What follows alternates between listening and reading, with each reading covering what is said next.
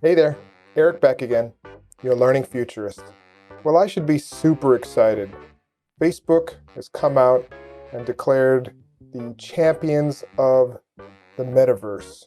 And what that means is basically the stuff I've been researching, devoting my passion and developing stuff mainly for educational purposes around augmented virtual reality and all that stuff is being championed by a major company.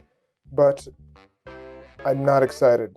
I feel a bit of ennui and I feel a bit of general ickiness, especially when Mark Zuckerberg was talking about all the properties of the metaverse that he intends to put in here and help lead the way into a future where we are more blended and inside of our media rather than just consuming it. There's a lot of issues going around here, and I have a lot of thoughts, both good and bad, about this development, and so I want to be a little bit. Usually I'm super excited, but it's basically metaverse schmetaverse. It's going to be, I think, a three-parter, but I want to start with defining the metaverse, how I see it, how I got into it, and how Facebook's definition of it may not be the best for the community, the internet, or society at large, perhaps. Anyway, I have so much to say about it, but first, let's just find out what the metaverse is.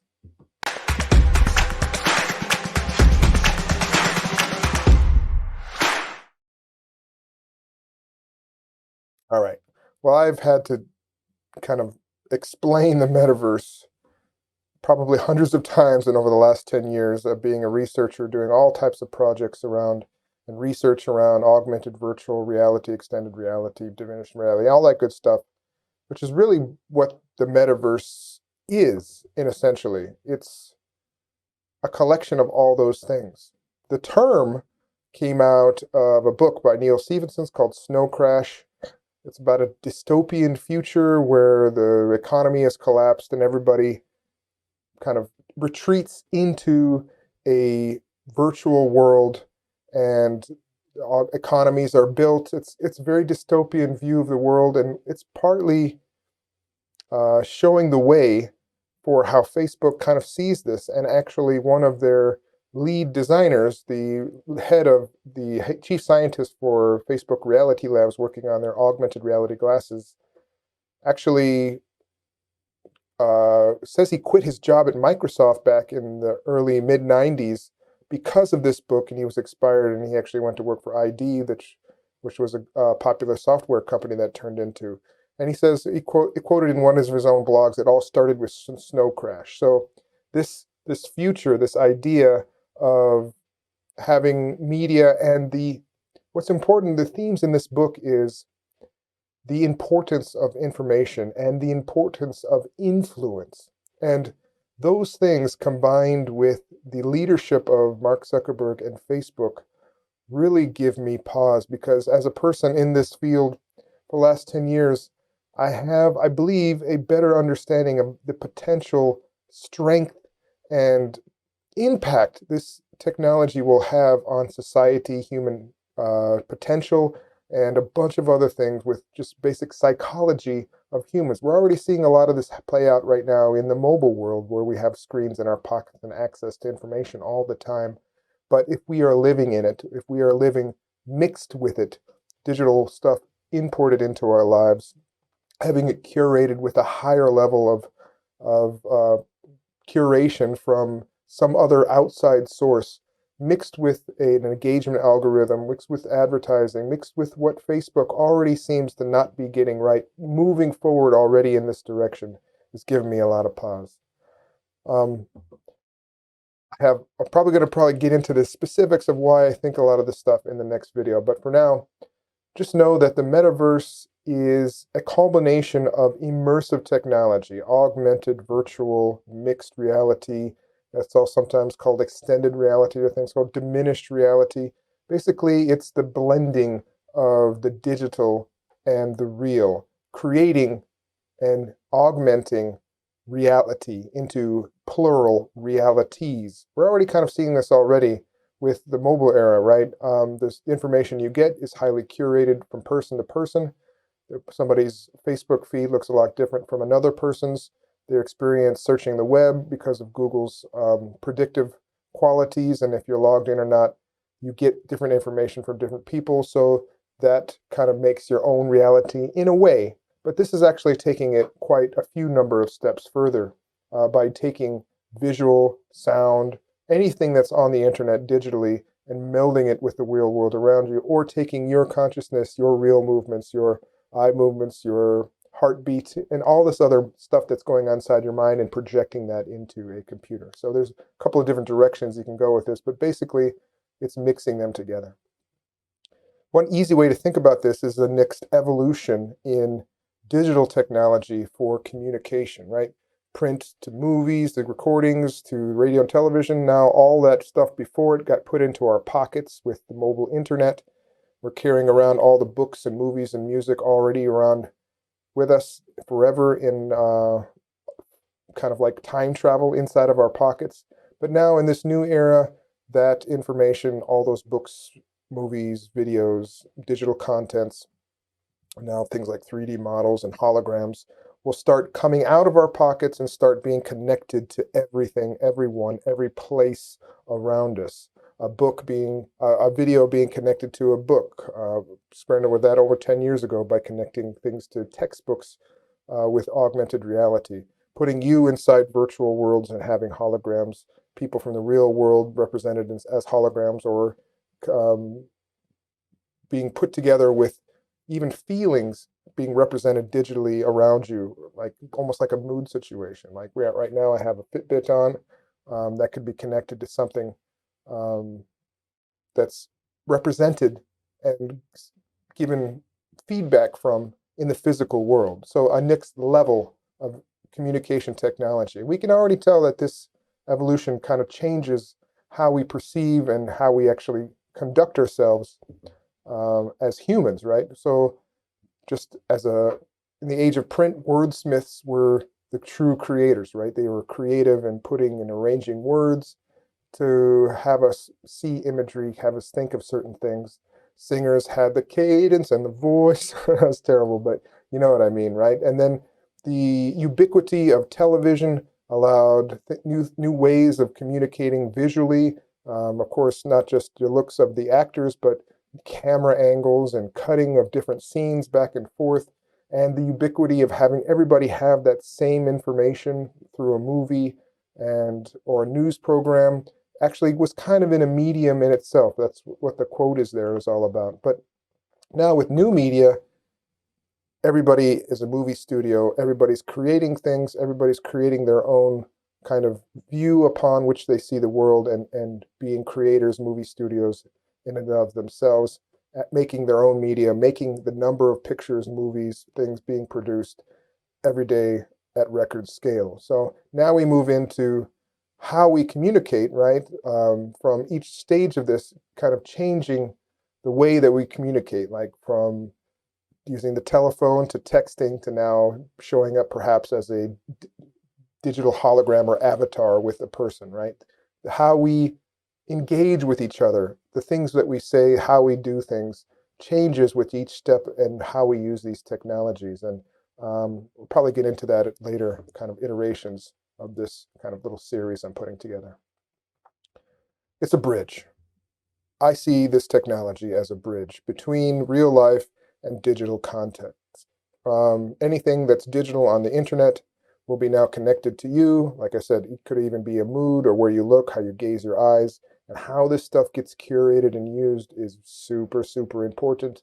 And one of the reasons why Zuckerberg and the vision of Facebook gives me a bit of concern, right? So things like all these edge case and emerging technologies, artificial intelligence, the internet of things, like everything, the internet being connected to many more devices around you, from your microwave to your toothbrush to your vacuum cleaner, to edge computing that will make this possible, having servers more powerful and giving not people their personal computers, but access to computing power that has all the abilities to meld different things together to make this metaverse kind of possible towards the future. 3D printing, of course, where we take things from the digital world and actually make them physical.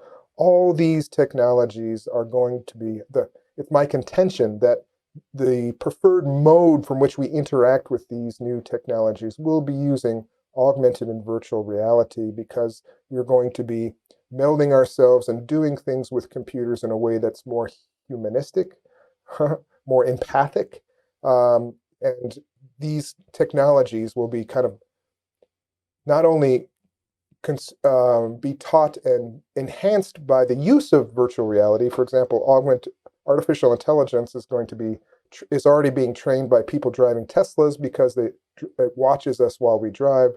As we use virtual reality, you're going to be training systems to understand our psychology and actually give more data, that important data, to the next generations of artificial intelligence. And Facebook might be able to soak up a lot of that data like they like to do already.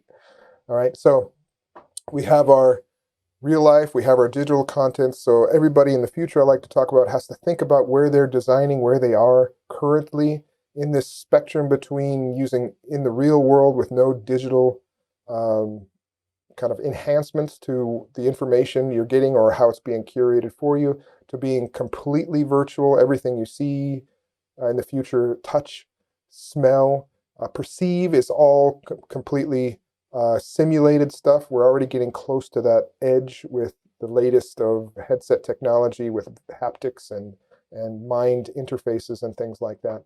But we're getting further away from a true real world experience as well. I did a video a couple of months ago about Amazon Sidewalk's new mesh networking service, where Amazon now just turned on all of their Amazon devices to then talk to each other, use your home network to gather information of where networks are.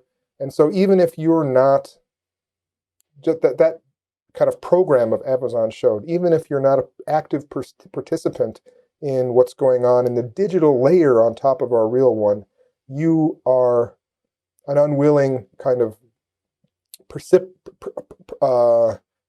happenstance, active kind of person engaging in the digital world, because your digital data is flying around without even you maybe even knowing it, from your phone, from your use of the internet. It doesn't really matter. You don't even have to be necessarily actively using your phone or your internet these days, from this video I did about Amazon Sidewalk. But anyway, it's a spectrum when we think about the metaverse.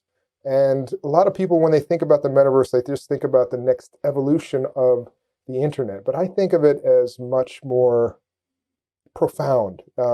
People tend to think about the next iteration of technology and use it much like they did in the past.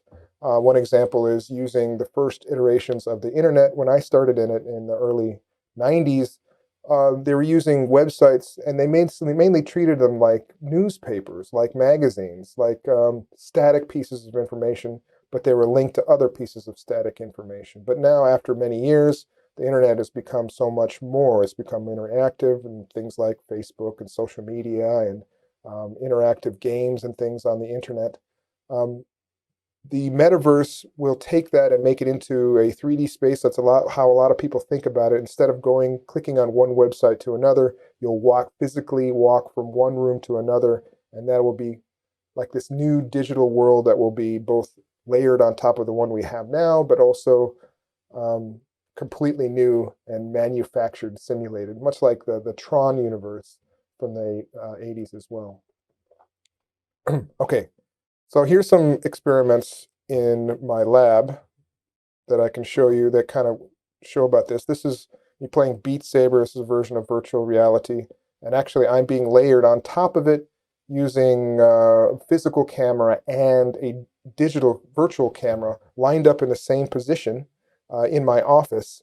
And now I'm able to be in the virtual world, and everything I see, everything I'm hearing the music of this right now, but my physical person is also being represented. So it's mixing these two things together, right? And so you can see I put my sword behind me, and that actually looks like it's behind me, and I'm breaking blocks that look in front of me. So my physical person is actually in this space physically, and that's being represented in real time in my my lab at the university where I work. Right, here's another kind of example of that, trying to explain the idea of 4 dimensions and a tesseract, right? Taking Carl Sagan's reading from Cosmos of Flatland, right? Been trying to do that in the opposite direction, trying to explain what a four-dimensional object shadow will look like in 3 dimensions, where you take, and I actually go into the 3 dimensions, you can see what I'm looking at right over here, and you can maybe see what I look like in the real world, where I look kind of silly doing these things in my lab. And this is kind of like showing you like the next level, the perceptual awareness, this spatial acuity that's being developed by using these technologies. And I've noticed that there's a kind of a different awareness of people that use a lot of these technologies are aware. Like there's different layers. Not only do you kind of understand like your physical part, but the digital things that are connected to it, and kind of see layers on top of it, almost like how Neo sees the Matrix when he looks at it. Here's a project I did starting, maybe 8 years ago now. There's a new iteration coming out in a couple of months, where you actually put digital things on physical things. This is more augmented reality, right? So VR is like you going into digital. AR is digital coming out of the internet into your surroundings. So these are images, videos, everything just coming into and being displayed in real time on top of cards. And with this project, students are creating all types of stuff, kind of experimenting on what it means to put digital things on real things, making like augmented tours at places here in Kyoto, kind of like games and things that we've made as well, kind of like a Pokemon Go type adventures where students are creating these things. And I really had to think hard when I was making this project, because augmented reality, as I discovered trying to develop this stuff, takes in a ton of information about its users. The camera's working almost all the time, detecting objects, the algorithms that go into trying to understand what the world around them and to put things on top of them is taking in like way more data than using other things like perhaps a game or the mobile internet. So there's a lot of information that's being taken in when you use these apps, not just augmented reality, but virtual reality as well. I have a couple other videos about being able to know about you psychologically through virtual reality. You can check those out as well. Here's a little dystopian future about using augmented reality, right? You go to the grocery store, you got some augmented reality glasses on, digital items are being placed all over around the world in front of you. This is kind of a famous video that's been used a lot in trying to explain this. I believe it's called hyper reality, right? There's the computer knows, or her glasses know, that she has a pet dog at home. It's showing her a pet dog, and the pet is actually trying to lead her to go buy some food somewhere in the grocery store. In this story, though, halfway through it, somebody hacks her glasses, and she basically doesn't know how to function, right? We already kind of know this situation already by using our mobile phones, right? We don't remember phone numbers and things like that. We start remembering how to get home more and more because our devices give us that just-in-time information, and we don't have to commit it to memory. That is going to be exacerbated as well when we get into using these technologies.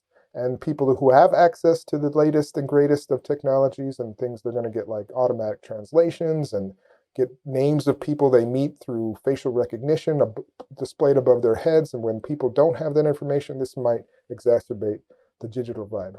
More we're going to talk about that probably a little bit later, right? As a technologist and educator, I've been doing a lot of research into the benefits of immersive learning, which is using immersive technology in different learning contexts, analytics, individualized, contextualized learning. There's a lot of great stuff happening in PTSD and dyslexia and other kind of learning disorders like autism, and giving training for companies and businesses the just-in-time stuff. So what you're looking at, what you're doing now, and curating specialized learning content for just when it's needed and for the right conditions. But most of all, I'm very thinking about the empathy machine idea of virtual reality, augmented reality as a media.